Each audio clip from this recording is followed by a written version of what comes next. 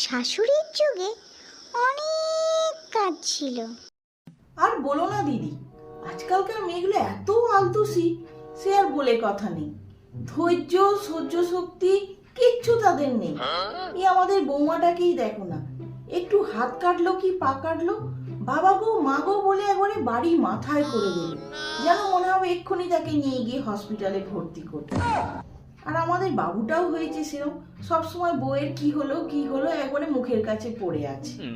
বাবুর বাবার তো এসব কোনোদিনও দেখার সময়ই ছিল না, সে তো সারা জীবন তার অফিস নিয়েই ব্যস্ত। আমাদের বৌমাটা সংসারের কোনো কাজ তো গুছিয়েই করতে পারে না। ওর বয়সে আমার দুটো ছেলে মেয়ে হয়ে গিয়েছিল। আর কাজ তুমি তো সবই জানো বলো, একা হাতে অত বড় সংসারে বাসন মাজা, রান্না করা, কাপড় কাচা, ঘর মোছা। আর রান্না ওই মাটির উনুনে কাঠের জালে অতগুলো লোকের রান্না সবই তো করেছি বলো। একা হাতে রেঁধে বেড়ে সবাইকে খাইয়ে তবে আমার ছুটি। আর আমাদের বউ 4টে লোকের রান্না করতে গিয়ে হাঁপিয়ে যাচ্ছে।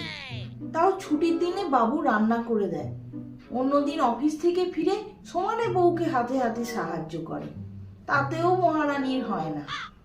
বুঝি না বাবা আজকালকার মেয়েদের সব কাজ কারবার।